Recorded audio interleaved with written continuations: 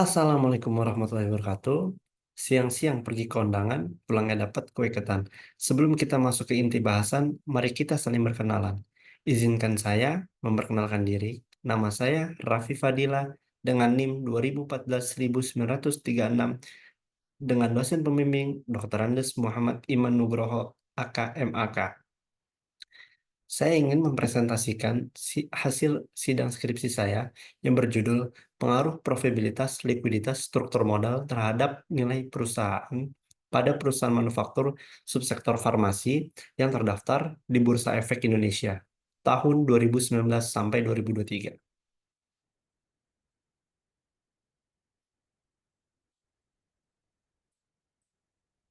Oke, yang pertama itu adalah latar belakang masalah.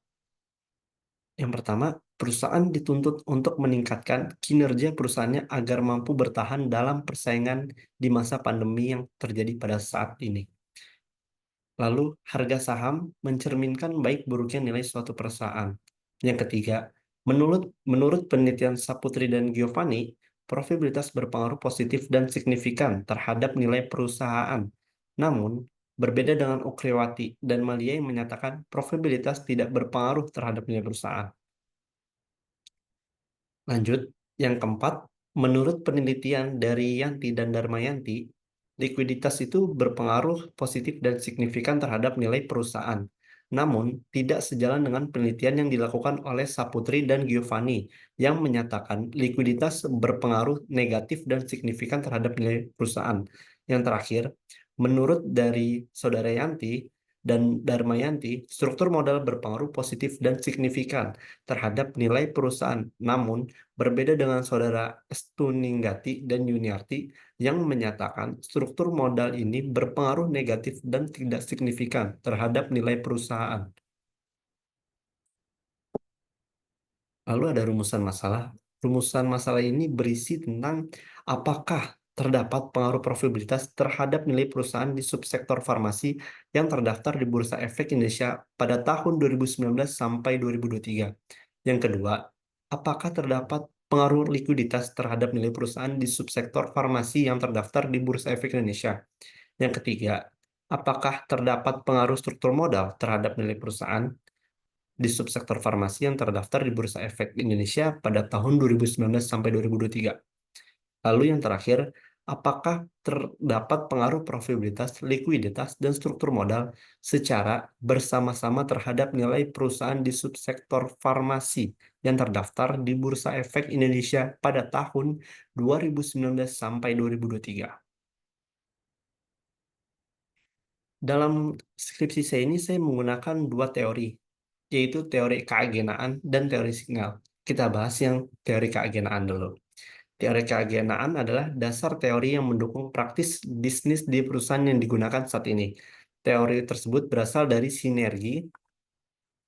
sorry, teori keputusan, teori sosiologis, dan teori organisasi. Prinsip dasar teori ini menyatakan bahwa ada hubungan kerja antara investor dan agensi, yaitu manajer.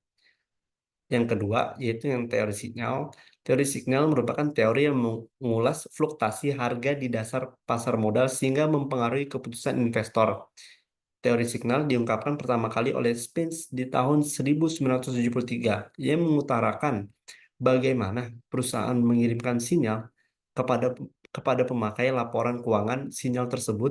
Tidak Sinyal tersebut bisa berbentuk rincian tentang apa yang telah dilaksanakan manajemen untuk memenuhi kehendak pemiliknya.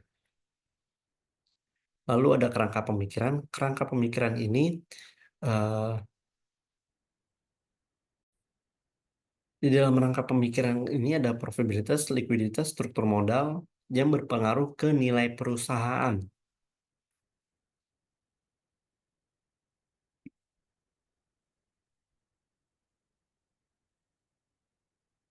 Itu ada dan dan juga ada hipotesis dari sidang skripsi saya.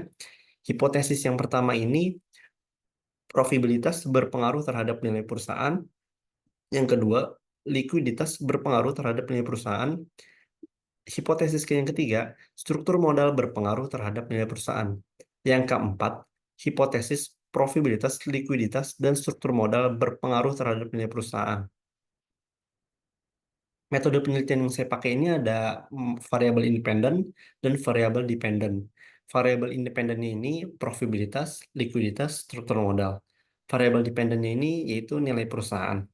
Populasi ini saya menggunakan perusahaan sektor farmasi yang terdaftar di Bursa Efek Indonesia pada tahun 2019 sampai 2023.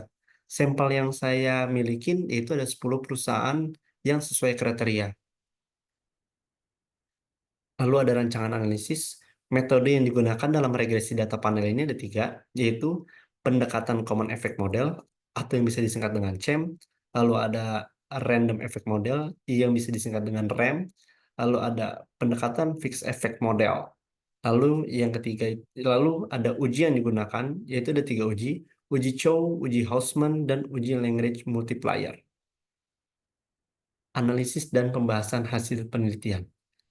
Judul saya, pengaruh, profitabilitas, likuiditas, dan struktur modal terhadap nilai perusahaan pada perusahaan manufaktur subsektor farmasi yang terdaftar di Bursa Efek Indonesia tahun 2019 sampai 2023.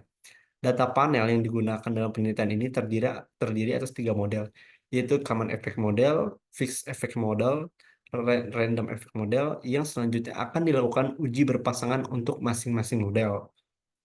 Bisa dilihat, ini adalah analisis regresi data panel, ini adalah hasil tabel uji Chow, yang mana berdasarkan pengujian tersebut menunjukkan bahwa nilai probability correlation chi-square sebesar 0,00, yang nilainya kurang dari 0,05, maka menerima H0 dengan hipotesis H0 sama dengan common effect model. Hipotesis satu, fixed effect model, yaitu FEM. Sehingga model yang dipakai dalam penelitian ini dapat disimpulkan adalah fixed effect model. Terus ada juga tabel uji Hausman, bisa dilihat di sebelah kiri. Karena cross section kurang dari alpha 0,00 kurang dari 0,5, uji Hausman menunjukkan bahwa H0 ditolak dan model yang terpilih pada penelitian ini adalah FEM, fixed effect model. Analisis regresi data panel yang hasilnya uji Chow itu pengajuannya common effect versus fixed effect yang hasilnya fixed effect. Lalu yang kedua ada uji Hausman random effect versus fixed effect yang hasilnya fixed effect. Lalu yang ketiga ada uji Lagrange multiplier yang pengajuannya common effect versus random effect yang hasilnya random effect. Oke.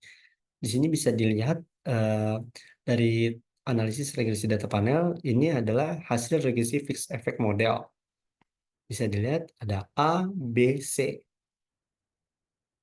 Yang mana A itu probabilitas, menunjukkan bahwa probabilitas berpengaruh positif dan signifikan terhadap nilai perusahaan secara parsial.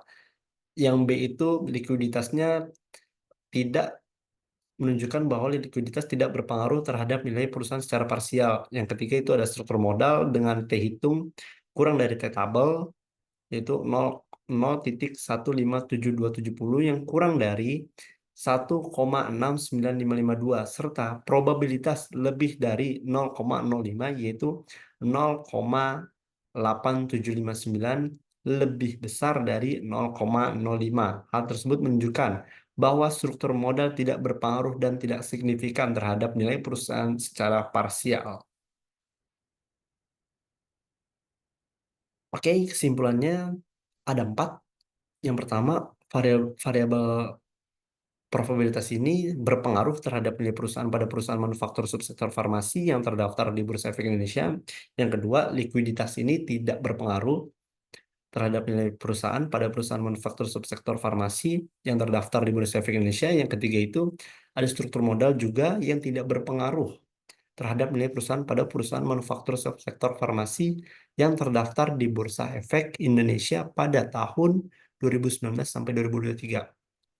Lalu yang terakhir ini, dari ketiga itu, terdapat pengaruh secara bersama-sama variabel profitabilitas, likuiditas, dan struktur modal terhadap nilai perusahaan pada perusahaan manufaktur subsektor farmasi yang terdaftar di Bursa Efek Indonesia periode tahun 2019 sampai 2023, teman-teman sekalian. Oke, kesimpulannya probabilitas itu X1-nya, X2-nya likuiditas, X3-nya itu struktur modal, yang di mana probabilitas ini berpengaruh terhadap nilai perusahaan, sedangkan keduanya likuiditas dan struktur modal tidak berpengaruh.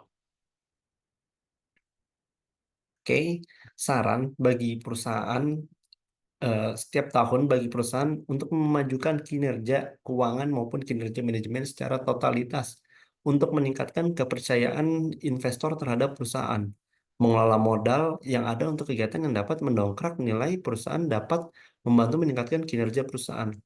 Nah, bagi peneliti selanjutnya nanti, itu hendaknya dapat memperbanyak populasi agar temuannya menjadi lebih tepat ketika dijadikan referensi dalam berinvestasi dan memasukkan variabel lain yang mempengaruhi nilai perusahaan yang tidak tertera pada penelitian ini, serta menggunakan periode jangka waktu yang lebih lama. Oke, sekian dari saya. Thank you all, judges. Sekian, terima kasih. Wassalamualaikum warahmatullahi wabarakatuh.